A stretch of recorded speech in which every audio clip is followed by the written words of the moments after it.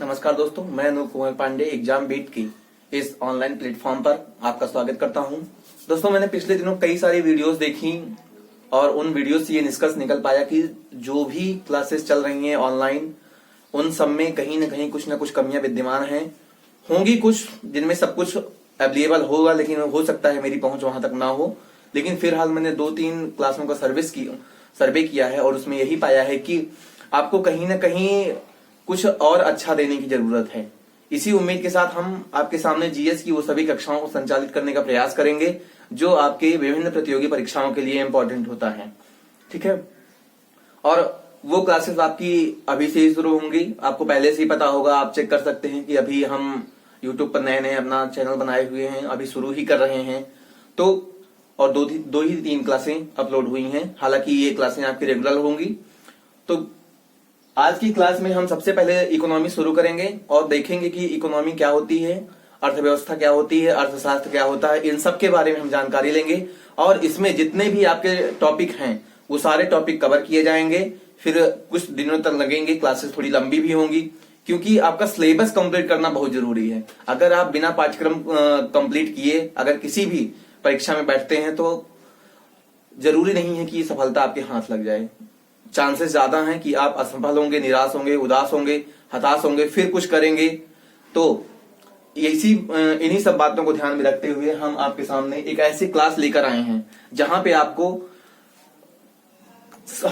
आपका हर एक टॉपिक तो कवर किया ही जाएगा, अभी तो आपको उस लायक भी बना देंगे हम, ताकि आप किसी भी एग्जाम में बैठें तो उन एग्जाम में पूछे जाने वाले प्रश्नों को हल करने में आप सक्षम हो।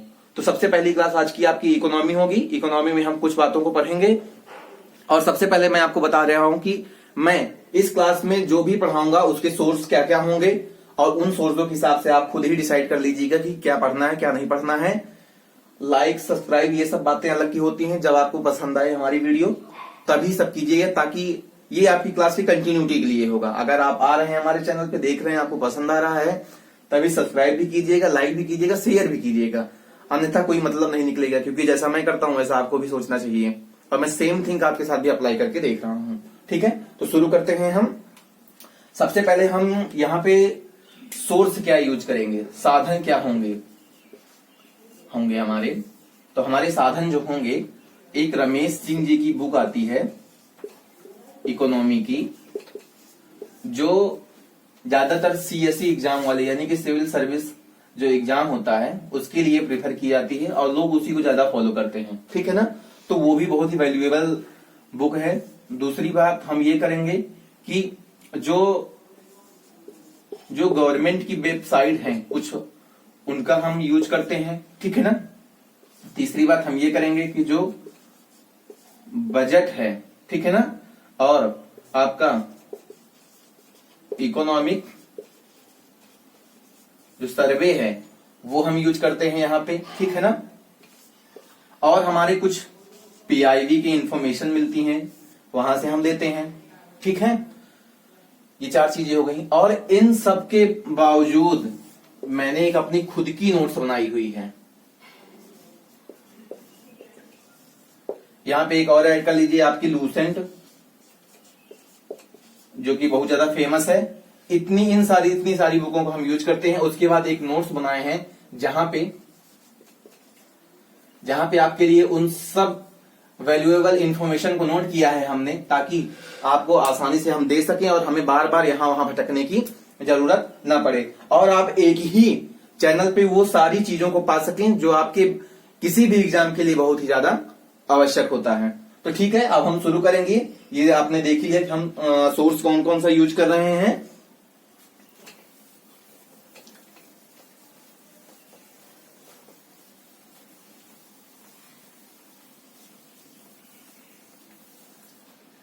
तो भाई सबसे पहले हम बात यही करेंगे कि हम इकोनॉमी क्यों पढ़ें, क्या जरूरत क्या है इकोनॉमी पढ़ने की। तो हम ये समझते हैं कि इकोनॉमी पढ़ना थोड़ा मुश्किल भी है और आसान भी है। अगर आप अपने लाइफ के डेली रूटीन से इकोनॉमी को जोड़ के देखेंगे तो पढ़ने में बहुत ज्यादा आसानी होगी। अगर आप रटने की कोशिश करेंगे तो उतनी ही क्रिटिकल है इकोनॉमी जितनी की जिंदगी को समझना है। ठीक है, तो सबसे पहली बात हम ये करें क्यों पढ़ें हम। तो भाई पढ़ना बहुत जरूरी है, क्योंकि हम हमारे जीवन में जो भी घटनाएं हो रही हैं उन सब के लिए कहीं ना कहीं इकोनॉमी जरूरी है, ठीक है ना। और इकोनॉमी का सबसे बेसिक प्रिंसिपल जिसपे इकोनॉमी काम करती है वो है मांग और आपूर्ति का नियम, यानी कि डिमांड एंड सप्लाई। यानी आपकी जो डिमांड होगी उसके अकॉर्डिंग आपूर्ति होगी, और जरूरी नहीं कि आपूर्ति हो भी, क्योंकि हमारे पास जो संसाधन हैं, जो रिसोर्सेज हैं वो लिमिटेड हैं, और हमारी जनसंख्या कितनी है भारत की, तो उस हिसाब से आप सोच लीजिए कि घर में मान लीजिए कि 5 लोग हैं और रोटी 1 है और बांटना सबको है। अब किसको दिया जाए, ये सबसे ज्यादा इंपॉर्टेंट होता है कि किसको दिया जाए, किसको उसकी ज्यादा जरूरत है। उसके बाद खाना तो सभी को है, लेकिन किसको ज्यादा जरूरत है। और कहीं ऐसा तो नहीं है कि जिसको आप दे रहे हैं उसने पहले से ही पेट भर के रखा हुआ है, ये भी संभावनाएं बचती हैं। तो इन सबको ध्यान में रखते हुए हम शुरू कर रहे हैं इकोनॉमी। सबसे पहला बेसिक प्रिंसिपल हम देख लेंगे यहाँ पे इकोनॉमी का, मांग एंड आपूर्ति। ये दो जो ऐसे टर्म हैं, ये दो ऐसे शब्द हैं जिनके इर्द गिर्द पूरी इकोनॉमी चलती है। केवल भारत की ही नहीं, विश्व की सभी अर्थव्यवस्थाएं इन दोनों के इर्द गिर्द ही होल्ड करती हैं, इन दोनों के इर्द गिर्द, इनसे ही उनका संचालन होता है। अगर मांग और आपूर्ति ही ना हो तो इकोनॉमी पढ़ने का कोई तात्पर्य नहीं रह जाएगा। मांग में क्या है, मांग में सबसे हम ये करते हैं कि हम अपनी मांग रखते हैं, यानी कि जो हमारी आवश्यकताएं होती हैं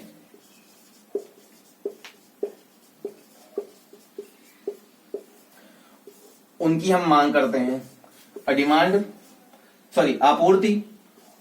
आपूर्ति कौन करता है, जो उत्पादन करता है। आपूर्ति करता जो होता है वो आपूर्ति करता है। एक छोटा सा एग्जांपल लेते हैं, जैसे मान लीजिए कि आपको डिमांड है किसकी, 5,000 रुपए की, और वो क्या करने के लिए, आपको कुछ सामान खरीदना है। आपने पिताजी से बोला पापा 5,000 चाहिए, पापा ने कहा कि ना 5,000 नहीं देंगे अभी। आपने पूछा क्यों, पापा बोले बिटवा छुटकी की जो फीस है ना कॉलेज की वो जमा करनी इस महीने में, अगले महीने तुम अपना जुगाड़ लगाना, अगर काम हो जाएगा तो अगले महीने दे देंगे हम। तो समझ रहे हैं ना, मांग आप कर रहे हैं, आपूर्ति जो है वो हो नहीं रही क्योंकि छुटकी की फीस जमा करनी है। अब आपको अगले महीने में बताया जा रहा है कि अगले महीने आप देखा जाएगा, अगर हो सकता है पॉसिबल तो आपको दिया जाएगा। तो कैसे पिताजी ने मैनेज किया हर एक चीजों को, उन्हीं सब के बारे में हम अर्थशास्त्र में पढ़ते हैं, ठीक है। और अब हम चलेंगे अर्थशास्त्र की ओर। सबसे पहले हम एक थोड़ा सा रिव्यू लेते हैं यहाँ पे। आज हम पढ़ेंगे क्या क्या, तो गाइस आज हम पढ़ेंगे अर्थशास्त्र क्या है, अर्थशास्त्र का केंद्र क्या है, ठीक है ना। दूसरा हम पढ़ेंगे अर्थव्यवस्था क्या है। तीसरा हम पढ़ेंगे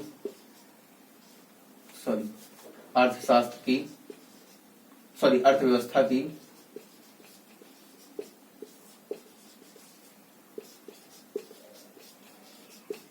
समस्या क्या है, ठीक है ना। तो पहले हम इन 3 बातों पे डिस्कस कर लेते हैं, उसके बाद हम आगे देखेंगे क्या क्या होता है। तो थोड़ा सा इतिहास में हम चलेंगे, हम ये जानने की कोशिश करते हैं कि सबसे पहले अर्थव्यवस्था कॉन्सेप्ट कहां से आया, क्यों इसकी जरूरत पड़ी, ठीक है ना। तो हम ये बताते हैं आपको कि ऐसा नहीं है कि जब ये अवधारणाएं नहीं लिखी गई थी, लिखित रूप में नहीं था, तब अर्थव्यवस्थाएं या अर्थशास्त्र की कोई वैल्यू नहीं थी। जब से मानव सभ्यता का विकास हुआ है उसी समय से ही अर्थशास्त्र खुद में ही एक ऐसी प्रक्रिया थी जो कि दिखती नहीं थी लेकिन मानव समाज में विद्यमान थी, ठीक है ना। तो सबसे पहले 1776 में एडम स्मिथ ने अपनी पुस्तक द वेल्थ ऑफ नेशन में अर्थशास्त्र को भली भांति परिभाषित किया, अर्थशास्त्र को स्पष्ट किया और उनमें उन सिद्धांतों का उल्लेख किया, उन नियमों का उल्लेख किया, उन विनियमों का उल्लेख किया जो किसी भी देश की या फिर किसी छोटी सी अर्थव्यवस्था या फिर बड़े स्तर पे अर्थव्यवस्था जो भी होती हैं उन अर्थव्यवस्थाओं के लिए अत्यंत उपयोगी सिद्ध हुए बाद में। और इन सिद्धांतों के माध्यम से ही हम आज अपने जीवन में जो भी घटित हो रहा है उन घटनाओं को लिंक कर पाते हैं, समझ पाते हैं। ठीक है, तो हम अर्थशास्त्र की परिभाषा की ओर चलेंगे। तो सबसे पहले हम इसके जनक के बारे में बात करते हैं। अर्थशास्त्र के जनक कौन है? Adam Smith. कब? 1776। और पुस्तक कौन सी है इनकी? पुस्तक है इनकी द वेल्थ ऑफ नेशन।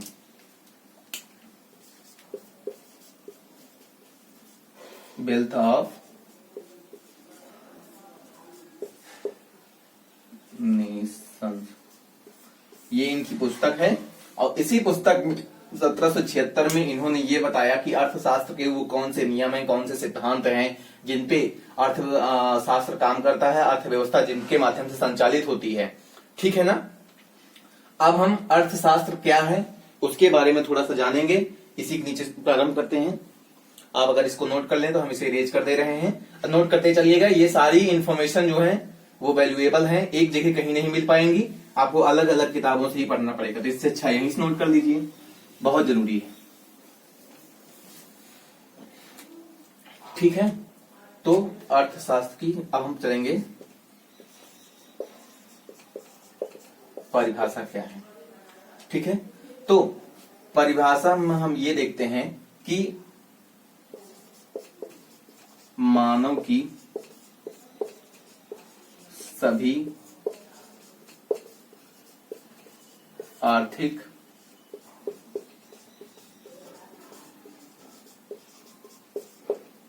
गतिविधियों का अध्ययन जो है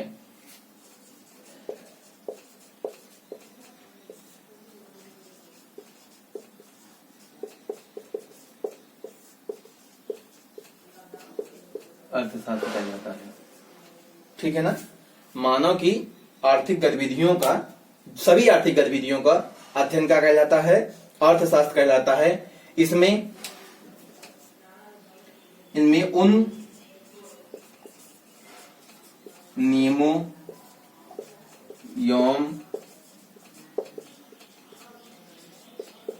सिद्धांतों का उल्लेख होता है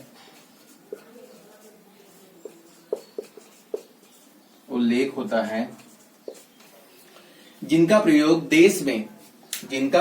देश में उपलब्ध दुर्लभ संसाधनों के उचित आवंटन में किया जा सकता है, ताकि अधिकतम सामाजिक कल्याण, अधिकतम नागरिकों की आर्थिक व्यवस्था को संचालित करने के लिए उपयोगी हो सके। ठीक है ना।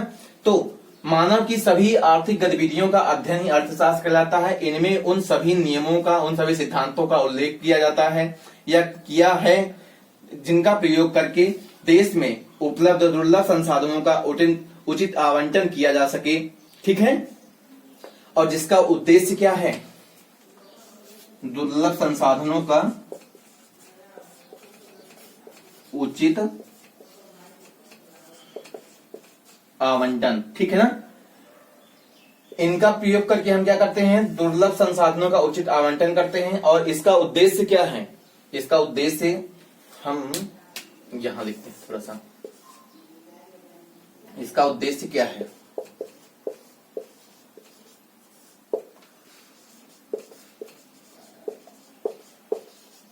अधिकतम सामाजिक कल्याण। ठीक है ना। तो आपके ये कितने बिंदु हो गए? 1, 2, ये 3 और ये 4। ठीक है, आप इन चारों बिंदुओं को नोट कर लीजिए।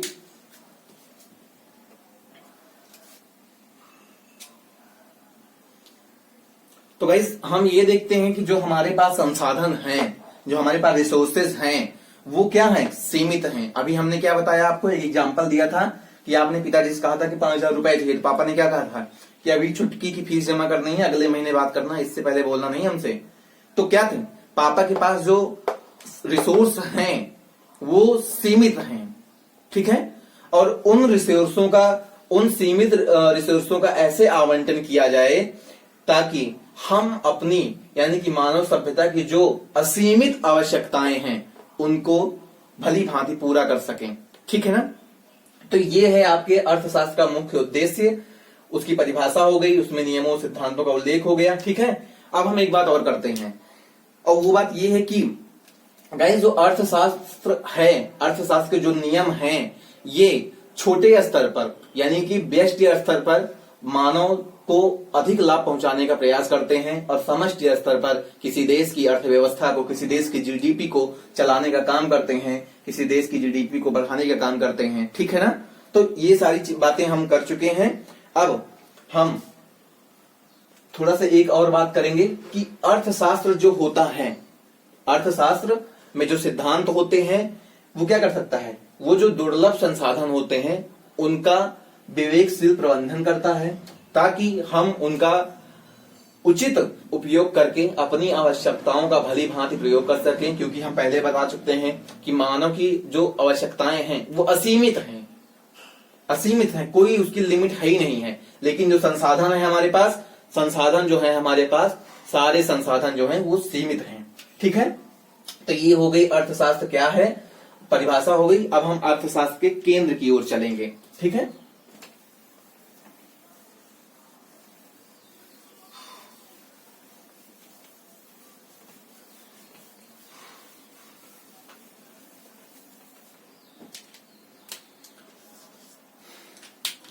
गाइस अगर हम अर्थशास्त्र के केंद्र की बात करें तो अर्थशास्त्र का केंद्र होता है मानव जीवन को बेहतर बनाना। अर्थशास्त्र केंद्र यही है, यानी कि अर्थशास्त्र का मुख्य उद्देश्य जो है वो है मानव जीवन को बेहतर बनाना। उसमें उपलब्ध जो दुर्लभ संसाधन है उसका किस प्रकार भली भांति उपयोग किया जाए, ताकि किसी एक देश के निवासी की जो जीवन स्तर है वो जीवन स्तर में बढ़ोतरी हो, जो जीवन स्तर वृद्धि हो, आर्थिक समृद्धि हो। ठीक है ना, तो इसके केंद्र के बारे में बात हो चुकी है।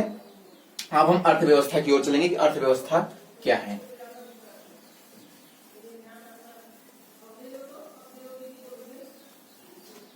तो गाइस अर्थ का मतलब होता है, अर्थ का मतलब होता है धन, मनी। ठीक है ना, अर्थ का मतलब होता है धन और या मनी या पैसा। ठीक, तो अर्थ को केंद्र में रखकर, अर्थ को केंद्र में रखकर यानी कि धन को यानी कि पैसे को केंद्र में रखकर किसी राष्ट्र द्वारा, या फिर राष्ट्र हो या फिर आप हो या हम हो, जो व्यवस्था बनाई जाती है उसे संचालित करने की, जो व्यवस्था बनाई जाती है यानी कि अर्थ को केंद्र में रखकर जो व्यवस्था बनाई जाती है उसे हम क्या कहते हैं, अर्थव्यवस्था कहते हैं। ठीक है ना, उसे हम क्या कहते हैं, अर्थव्यवस्था कहते हैं। अर्थव्यवस्था जो है वो अर्थशास्त्र में विद्यमान, जो अर्थशास्त्र में उल्लिखित हैं, अर्थशास्त्र के जो सिद्धांत हैं उस सिद्धांतों का उपयोग करके उपलब्ध संसाधनों का समुचित नियोजन करती है, ताकि हम नागरिकों के आर्थिक और सामाजिक कल्याण को सुनिश्चित कर सकें। ठीक है ना, तो अब हम थोड़ा सा इसे इरेज करेंगे और ताकि हम आगे लिख सकें। ठीक है, नोट कर लीजिएगा इसे आप। अर्थव्यवस्था जो है अर्थव्यवस्था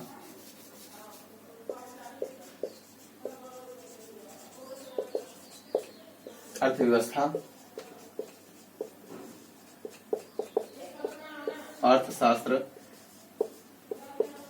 के सिद्धांतों का उपयोग करके क्या कर ली है, उपयोग करके उपलब्ध संसाधनों का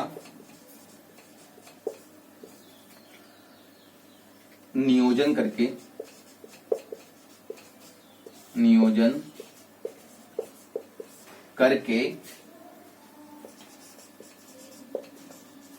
आवंटित करती है, ताकि क्या हो सके, अधिकतम नागरिकों के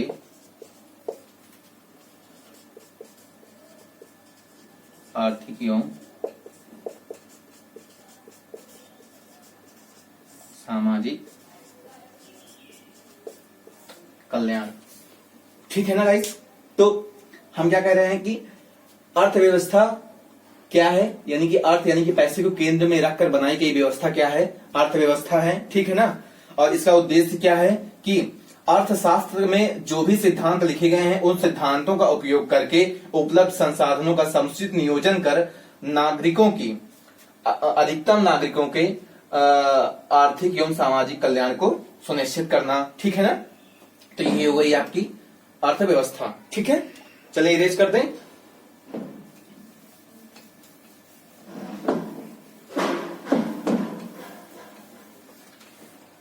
तो गाइस जो अर्थव्यवस्था है ये स्वयं में एक अपूर्ण शब्द है, अपूर्ण शब्द है जब तक कि इसके पहले किसी स्थान विशेष का नाम ना जोड़ा जाए।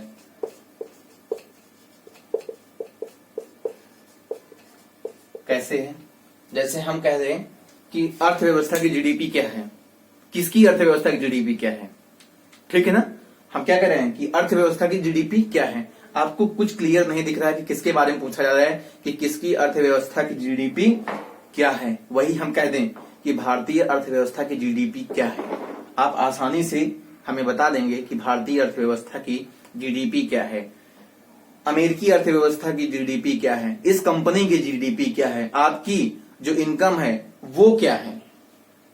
ठीक है ना। तो जब तक कि हम किसी स्थान विशेष का नाम नहीं जोड़ते हैं, अर्थव्यवस्था क्या होता है, स्वयं में एक अपूर्ण शब्द होता है। और जब हम नाम जोड़ देते हैं तो वो पूर्ण हो जाता है। जैसे कि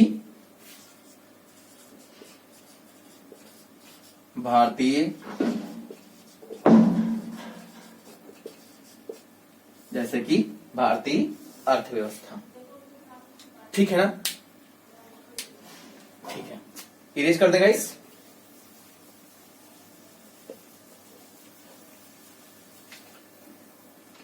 अब एक इंपॉर्टेंट बात कर ले रहे हैं हम कि इसका जो शाब्दिक अर्थ है, शाब्दिक अर्थ है वो है, अर्थ का मतलब यहां पे मीनिंग है। ठीक है ना। और यहां पे अर्थ का मतलब है पैसा, मनी, मीनिंग है। तो हम इसका शाब्दिक अर्थ ले रहे हैं तो ये हुआ पैसा। ठीक है। और शास्त्र या इसे धन भी कह सकते हैं, और शास्त्र तो है ही है। तो इसका शाब्दिक अर्थ क्या निकल के आता है, धन का शास्त्र। ठीक है ना। चले आगे, नोट करते जाइएगा ये आप।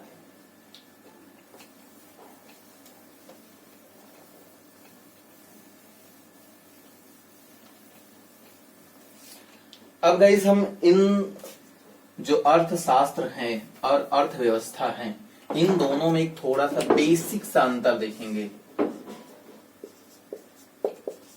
कि अंतर क्या है। ठीक है ना। तो गाइस इसमें जो है, पहले में अर्थशास्त्र में जो है सिद्धांतों का उल्लेख होता है,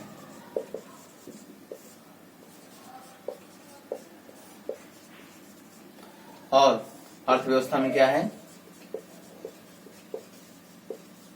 व्यवहारिक स्तर पर इसका हम प्रयोग करते हैं। यानी कि अर्थशास्त्र में जो भी सिद्धांत हैं, जिन सिद्धांतों नियमों का उल्लेख किया गया है, उनका हम अर्थव्यवस्था के अंदर व्यवहारिक स्तर पर प्रयोग करते हैं, जमीनी स्तर पर देखते हैं। इनका प्रैक्टिकल स्वरूप अर्थव्यवस्था में ही हो पाता है। ठीक है ना। चलिए आगे।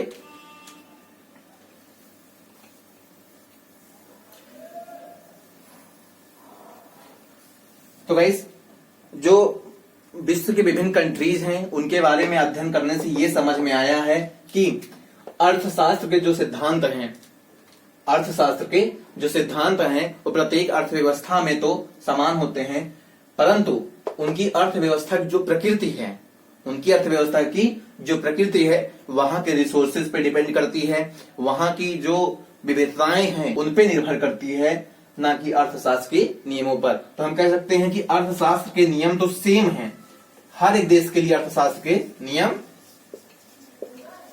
प्रत्येक देश के लिए नियम वही हैं, लेकिन जो अर्थव्यवस्था का रिजल्टेंट है वो बदल जा रहा है, उसमें कहीं ना कहीं कुछ ना कुछ तो परिवर्तन हो रहा है।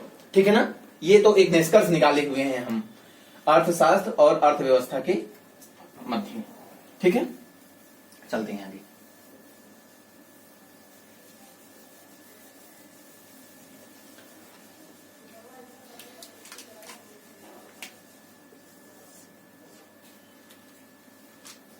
तो गाइस अब हम पढ़ेंगे कि अर्थव्यवस्था की समस्या क्या है। हम सबसे पहले ही आपको बता चुके हैं कि अर्थव्यवस्था में क्या है, संसाधन जो है वो दुर्लभ है, यानी कि संसाधन हमारे पास सीमित है और जो मांगे हैं, जो डिमांड है वो असीमित है और आपूर्ति करने वाले लोग कम हैं। ठीक है ना, तो अर्थव्यवस्था की समस्या क्या है? तो दो समस्याएं हैं अर्थव्यवस्था की। पहली समस्या है संसाधनों की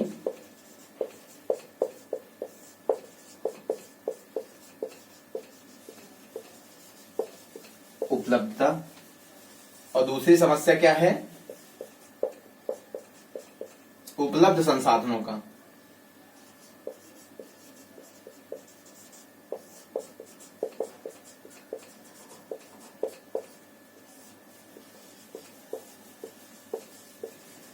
उचित आवंटन। ठीक है गाइस, तो दो बातें हमें समझनी है। तो पहली बात ये क्या है, संसाधनों की उपलब्धता क्या है। तो हम हालिया एक नया एग्जाम्पल लेते हैं जो आज हमारे सम्मुख प्रस्तुत है, एक नई मिसाल बन के खड़ा हुआ है और वो है वैश्विक बीमारी के अंतर्गत जो हमारे डिमांड है, जो हमारे इक्विपमेंट की, जो हमारे बेड की, जो हमारे ऑक्सीजन की, जो हमारे वैक्सीन की, जो हमारे दवाओं की जो मांगे चल रही हैं वो क्या है? संसाधनों की उपलब्धता है, जो कि क्या है? सीमित है। और मांग क्या है? असीमित है। ठीक है ना। अब किसकी हम यहां पे समझने की कोशिश करते हैं कि वैक्सीन हो गया आपका, ऑक्सीजन हो गई आपकी, बेड हो गया आपका। ठीक है ना, और इसी के साथ में हम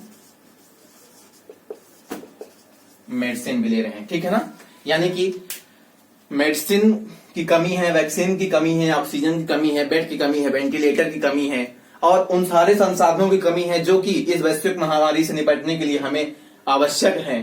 ठीक है ना, तो संसाधनों की क्या है? उपलब्धता जो है वो सीमित है और मांग क्या है? असीमित है, यानी कि संसाधनों की कमी हमारे पास है, संसाधन दुर्लभ है, बहुत ज्यादा सोर्स लगाने के बाद भी चीजें नहीं उपलब्ध हो पा रही हैं, स्थिति बहुत गंभीर है। ठीक है, तो हम इनको क्या करते हैं, इसका समाधान हम निकालते हैं, आयात कर लेते हैं। ठीक है ना, जैसे अभी भारत कई अदर कंट्रीज से इक्विपमेंट्स आयात कर रही है, ऑक्सीजन आयात कर रही है, वैक्सीन आयात कर रही है, मेडिसिन आयात कर रही है, बेड आयात कर रही है। ठीक है ना, जैसे अमेरिका ने हमसे कुछ दवाएं ली थी और अब आज वो सपोर्ट भी कर रहा है, इजराइल भी सपोर्ट कर रहा है, हमें बहुत सारे कंट्रीज हैं जो हमें दे रहे हैं, हम आयात कर रहे हैं। तो संसाधनों की जो उपलब्धता है वो जो सीमित संसाधन है, सीमित तो है ही है, लेकिन जो उपलब्धता की समस्या है हमारे पास, वो समस्या से थोड़ी सी हम राहत प्राप्त कर पा रहे हैं। तो इसका एक ऑप्शन बचता है कि हम आयात कर लें, यानी कि जो संसाधनों की समस्या है, संसाधनों उपलब्धता की समस्या है, उसके लिए एक उपाय यह है कि हम आयात कर लें और दूसरा उपाय यह है कि हम उत्पादन बढ़ा दें। ठीक है ना, और उत्पादन बढ़ाना इतना आसान काम नहीं होता है, हम अगली क्लास में पढ़ेंगे उत्पादन के कारक क्या क्या होते हैं। उत्पादन बढ़ाना इतना आसान काम नहीं होता है। उत्पादन के लिए बहुत सारी चीजों की आवश्यकता होती है जो कि तत्क्षण एट स्टैंडर्ड नहीं मिल सकती है। ठीक है ना। तो एक ऑप्शन होता है आयात करना, जिसपे सरकारें ज्यादा फोकस करती हैं कि आयात कर लें, क्योंकि उत्पादन करना अगर पॉसिबल होता तो फिर दिक्कत ही ना होती फिर। ठीक है ना। और दूसरे केस में हम थोड़ा समझ सकते हैं कि हाँ उत्पादन करके फ्यूचर के लिए हम आयात को फिर प्रतिस्थापित कर सकें। ठीक है ना। चलेगा इस आगे आप नोट कर लीजिएगा इसे।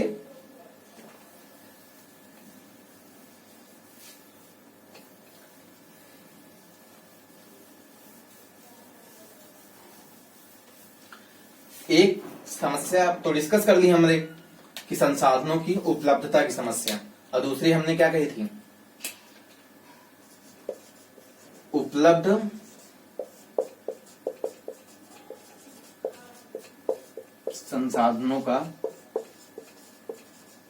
उचित आवंटन। तो गाइस इसका कोई समाधान नहीं है। जो संसाधनों के उचित आवंटन का जो तरीका है इसका कोई समाधान नहीं है। जब जब सरकारें बदलती हैं, जब जब सरकारें बदलती हैं संसाधन वही रहते हैं, अपितु उनके आवंटन का जो तरीका है वो बदल जाता है। यही इसका निष्कर्ष निकलता है। ठीक है ना। तो अब कोई गवर्नमेंट आएगी अपने यहाँ, चाहे बीजेपी की हो, चाहे यूपीआई की, कुछ भी हो, चाहे कांग्रेस की हो, सब आएंगी, अलग अलग आएंगी, उनके अलग अलग आवंटन का तरीका होगा और ये समस्या कभी समाप्त न होने वाली। इसका कोई सोल्यूशन ही नहीं, कोई तोड़ नहीं है इसका। पहली वाली समस्या का तोड़ है कि हम आयात कर लेंगे, लेकिन दूसरी वाली जो समस्या है वो उसका समाधान नहीं है। सरकारें अपने हिसाब से कुछ रणनीतियां बनाती हैं, उनके हिसाब से संसाधनों का आवंटन सुनिश्चित करती हैं, और सबका मेन उद्देश्य क्या होता है, अधिकतम नागरिकों का आर्थिक कल्याण करना, अधिकतम नागरिकों का सामाजिक कल्याण करना। ठीक है। Thank you guys. आज की क्लास हम यहीं पे समाप्त करते हैं। अगली क्लास में हम उत्पादन के कारकों के बारे में पढ़ेंगे और जो भी कुछ बातें इसके आगे हम वहां डिस्कस करेंगे। तो thank you so much. Channel पे अभी नए हैं तो सब्सक्राइब कर लीजिए। आपको ऐसी ही क्लासेस अगले दिन भी मिलेंगी और कंटिन्यू रहेंगी। Thank you so much.